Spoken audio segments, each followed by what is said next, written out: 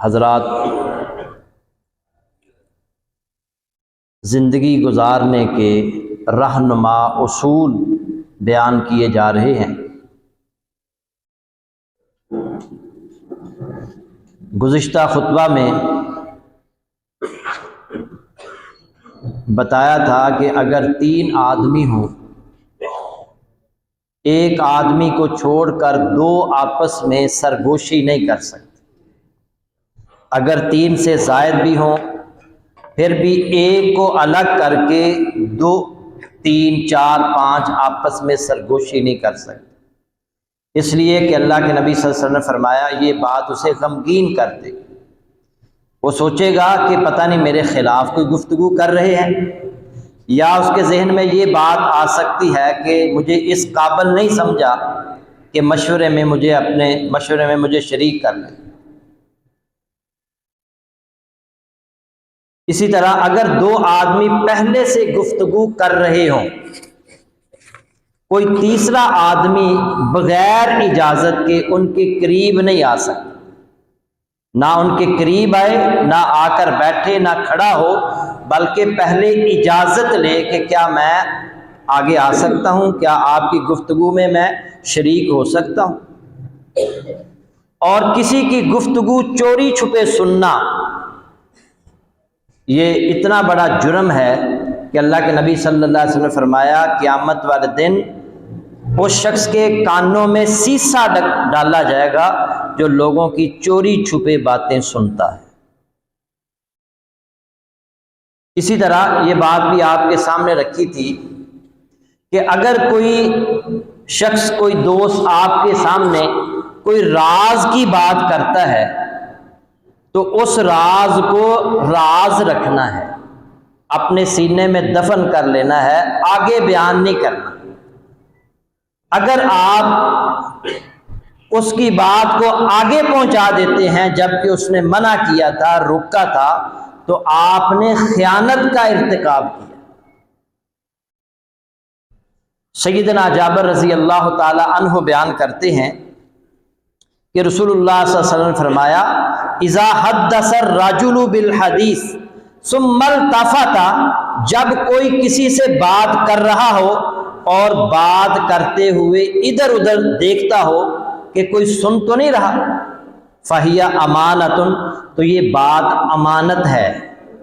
2 بندے گفتگو کر رہے ہیں، 2 دوست آپس میں گفتگو کر رہے ہیں، ایک جو گفتگو کر رہا ہے وہ ادھر ادھر دیکھ رہا ہے کہ کوئی میری بات سن تو نہیں رہا، یہ بات بھی امانت ہے، وہ کہے یا نہ کہے، اس کی بات کو بھی راز رکھنا ہے، آگے بیان نہیں کرنا۔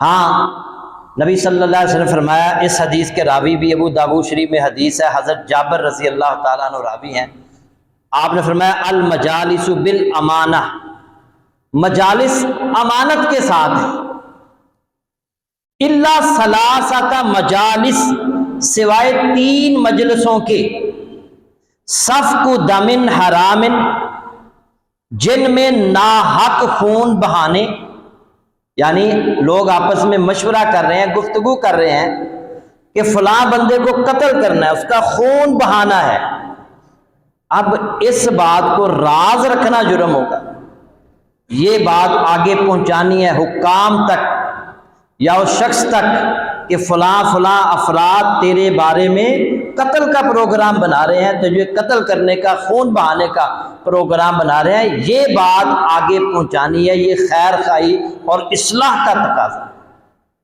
اس کو راز نہیں رکھنا۔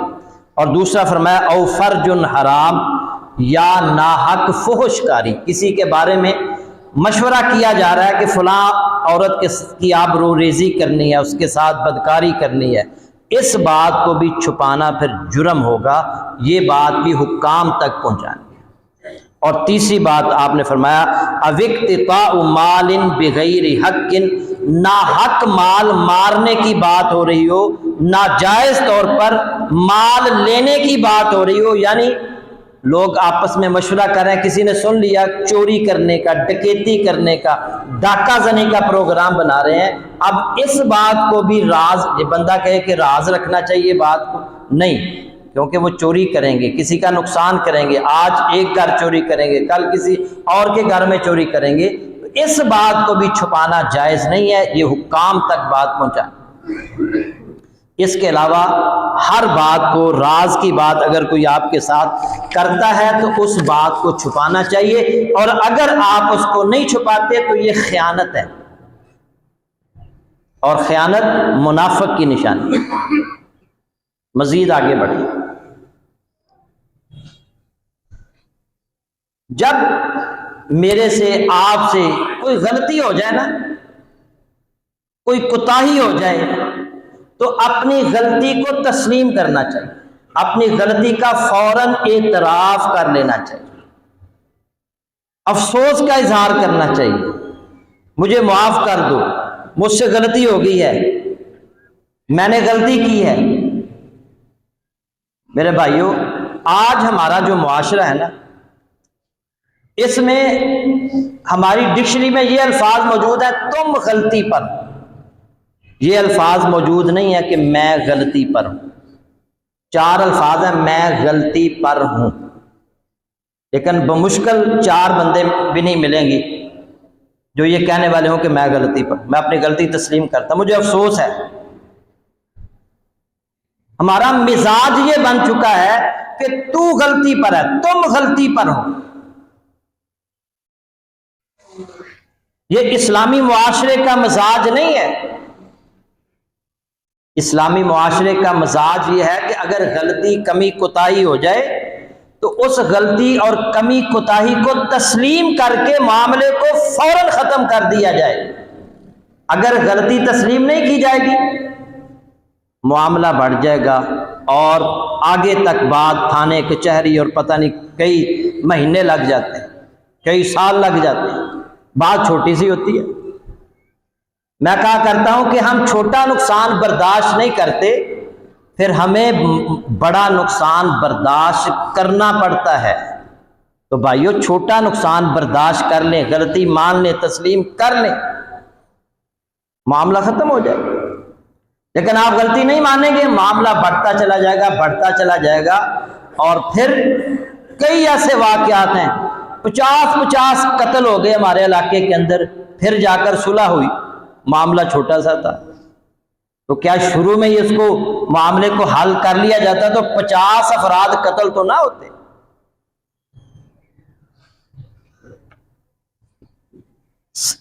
سیدنا آدم علیہ السلام، ان سے غلطی ہوئی، ابلیس سے بھی غلطی ہوئی۔ اللہ تعالیٰ نے تمام فرشتوں کو اور ابلیس کو حکم دیا کہ آدم علیہ السلام کو سجدہ کرو۔ سب فرشتوں نے سجدہ کیا، لیکن ابلیس نے سجدہ کرنے سے انکار کر دیا، سجدہ نہیں کیا۔ جب اس نے سجدہ نہیں کیا تو اللہ تعالیٰ نے اس سے پوچھا کہ تو نے آدم کو سجدہ کیوں نہیں کیا؟ تو اس نے اپنی غلطی تسلیم نہیں کی، کہنے لگا انا خیر منہ، اپنی غلطی پر جواز پیش کرنے لگا، انا خیر منہ، میں اس سے بہتر ہوں، خلقتنی من نار وخلقتہ من طین۔ سورہ صاد میں اللہ نے فرمایا تو نے اس کو مٹی سے پیدا کیا ہے، مجھے آگ سے پیدا کیا ہے، میں اس سے بہتر ہوں، میں اس سے افضل ہوں۔ دوسری طرف آدم علیہ السلام سے بھی غلطی ہوئی، اللہ نے فرمایا وَلَا تَقْرَبَا هَٰذِهِ الشَّجَرَةَ، اس درخت کے قریب نہیں جانا، جنت کی ساری نعمتیں آپ کے لیے ہیں، آپ کی بیوی کے لیے ہیں، مگر یہ جو درخت ہے اس کا پھل نہیں کھانا، باقی ساری جنت جہاں مرضی جاؤ، جو مرضی کھاؤ پیو، مگر اس درخت کا پھل نہیں کھانا۔ لیکن غلطی ہو گئی، شیطان کے بہکاوے میں آ گئے، اس کا پھل کھا لیا، جیسے ہی پھل کھا لیا اللہ نے ساری نعمتیں چھین لی، اب پریشان ہو گئے، رو رہے ہیں یا اللہ ہم سے بہت بڑی غلطی ہو گئی، غلطی کا اعتراف کرنے لگے، یا اللہ ہم سے بہت بڑی غلطی ہو گئی، یا اللہ ہمیں بتا تو راضی کیسے ہوگا، कैसे हमारी गलती को माफ करेगा। फतलक्का आदम मिर रब्बिही कलिमातिन फताबा अलैहि, पस आदम अलैहिस्सलाम ने अपने रब से माफी के चंद कलिमात सीख लिए, बस अल्लाह ताला ने उनको माफ कर दिया। वो कलिमात क्या थे? सूरह आराफ में अल्लाह ने बयान कर दिया, रब्बना ज़लमना अनफुसना व इल्लम तग़फिर लना व तरहमना लनकूनन्ना मिनल खासिरीन। ऐ हमारे रब, हमने अपनी जानों पर जुल्म किया और अगर तूने हमें माफ ना किया, हम पर रहम ना किया, लनकूनन्ना मिनल खासिरीन, यकीनन यकीनन हम खसारा पाने वालों में से हो जाएंगे। अब दो अफराद का मामला मैंने आपके सामने रखा। एक, उसने गलती तस्लीम नहीं की, अब वो उसमें तकब्बुर आपको नजर आ रहा है, अकड़ इसरार, गलती पर अड़ गया, वो गलती तस्लीम नहीं की, बल्कि आइंदा से कह रहा है मैं इनको गुमराह करूंगा, इसकी औलाद को गुमराह करूंगा, मैं इनके सामने से हमला करूंगा, इनके दाएं से बाएं से हमला करूंगा, ऊपर नीचे से हमला करूंगा, मैं इन पर हमला करूंगा, मैंने जहन्नम में लेकर जाऊं, मुझे मोहलत चाहिए। दूसरी तरफ इज्जत है, इनकिसारी है, तवाज़ो है, या अल्लाह माफ कर दे, या अल्लाह हमसे गलती हो गई है, अपनी गलती का एतराफ है। तो आदम अलैहिस्सलाम की सुन्नत क्या है? गलती हो जाए तो मान ले, तस्लीम कर ले। और इबलीस का तरीका क्या है? गलती हो गई अड़ जाए, तकब्बुर का इजहार करें, ना माने गलती को। तो मेरे भाइयों, हम आदम अलैहिस्सलाम की औलाद हैं और आदम अलैहिस्सलाम के तरीके पर, उनकी सुन्नत पर अमल करते हुए अगर कभी कमी कोताही गलती हो जाए तो फौरन उस गलती का इतराफ कर। आइए मैं सहाबा की जिंदगियों में से दो वाकयात आपके सामने रखता। सैयदना अबू ज़र गफ़ारी रज़ी अल्लाह ताला अन्हु और सैयदना बिलाल रज़ी अल्लाह ताला अन्हु आपस में किसी मामले में झगड़ा हो गया। तो सैयदना अबू ज़र रज़ी अल्लाह ताला अन्हु ने ना सैयदना बिलाल को कह दिया काली औरत का बेटा, काली कलवट्टी हबशी औरत का बेटा। सैयदना बिलाल रज़ी अल्लाह ताला अन्हु को तकलीफ़ हुई, नबी सल्लल्लाहु अलैहि वसल्लम के पास जाकर शिकायत की, अल्लाह के नबी, अबू ज़र ने मुझे कहा है काली हबशी औरत का बेटा। नबी सल्लल्लाहु अलैहि वसल्लम ने हज़रत अबू ज़र को बुला लिया और आपने उनसे दरियाफ्त किया, आपने ये कहा? कहने लगे हाँ अल्लाह के नबी कहा है। आपने फरमाया कि ये जाहलियत की बात है।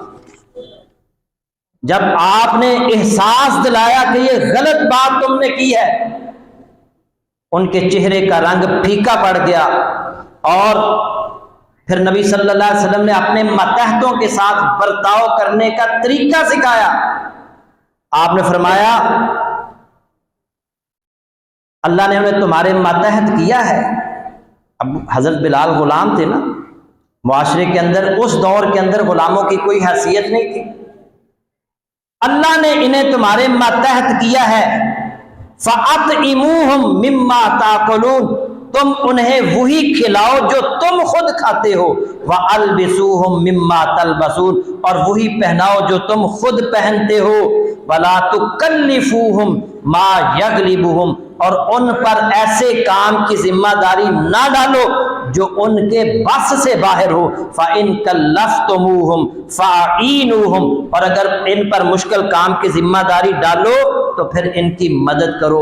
ये सुनकर हजरत अबू ज़र रज़ी अल्लाह ताला अन्हु को अपनी गलती का इतराफ़ उन्होंने कर लिया और फौरन सैयदना बिलाल रज़ी अल्लाह ताला अन्हु के पास गए और जाकर उनसे माफ़ी मांगने लगे, और यहाँ तक कि अपना गाल ज़मीन पर लगा दिया और कहने लगे ऐ बिलाल, अपना पाँव मेरे चेहरे पर रख कर चेहरे को मसल। उससे गलती हुई, मैंने तुम्हें बुरा कहा, तेरी माँ को गाली थी। हजरात, ये कितने बड़े लोग थे। फौरन एहसास हुआ, अपनी गलती तस्लीम करके जाकर उनसे माफी मांगने लगे, मामले को वहीं खत्म कर दिया। और हम मामले को खत्म नहीं करना चाहते, हम लड़ाई को बढ़ाते हैं, झगड़े को बढ़ाते हैं। سمجھانے کوئی بندہ سمجھانے والا سمجھائے بھی تو سمجھنے کو تیار نہیں.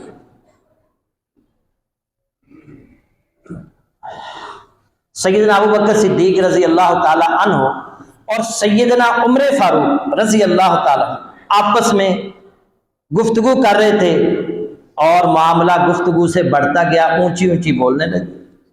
انسان ہے نا جی. یہاں تک کہ سیدنا ابو بکر صدیق رضی اللہ تعالی عنہ نے سیدنا عمر فاروق رضی اللہ تعالیٰ عنہ کو کوئی غلط بات کہہ دی جس سے وہ ناراض ہو. جب انہوں نے بات کی وہ ناراض ہو کر آگے چل پڑے. اسی وقت فوراً سیدنا ابو بکر صدیق رضی اللہ تعالیٰ عنہ کو احساس ہوا کہ مجھے ایسی بات نہیں کرنی چاہیے تھی. فوراً ان کے پیچھے، عمر مجھے معاف کر، مجھ سے غلطی ہو گئی ہے، میں اپنی غلطی مانتا ہوں. یہ دیکھیں کتنے بڑے لوگ ہیں، میں اپنی غلطی مانتا ہوں مجھے معاف کر دو. وہ کہتا ہے میں نے معاف نہیں کرنا. غصے میں ہے وہ، ان کا غصہ مشہور ہے. آگے آگے جا رہے ہیں، وہ پیچھے پیچھے جا رہا ہے. ابو بکر پیچھے پیچھے، ابو عمر معاف کر دو. کہتا ہے میں نے نہیں معاف کرنا. یہاں تک کہ ان کا گھر آ گیا تو اپنے گھر میں داخل ہوئے دروازہ بند کر دیا. سیدنا ابو بکر پریشان ہو کر رضی اللہ تعالیٰ عنہ رسول اللہ صلی اللہ علیہ وسلم کی مجلس میں، جب اللہ کے نبی کی مجلس میں آ رہے تھے تو اللہ کے نبی نے چہرہ پڑھ لیا اور آپ نے فرمایا یہ صاحب تو کسی مشکل میں گرفتار لگ رہے ہیں، کسی مشکل میں آئے. تو انہوں نے آ کر سارا واقعہ بتایا.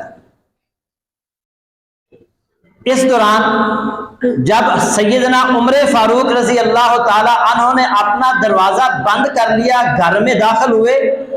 گھر میں جب داخل ہوئے تو غصہ ختم ہوا تو انہیں بھی احساس ہوا کہ جب ابو بکر معافی مانگ رہے تھے، غلطی تسلیم کر رہے تھے تو عمر تمہیں معاف کر دینا چاہیے تھا، تم نے انہیں معاف نہیں کیا.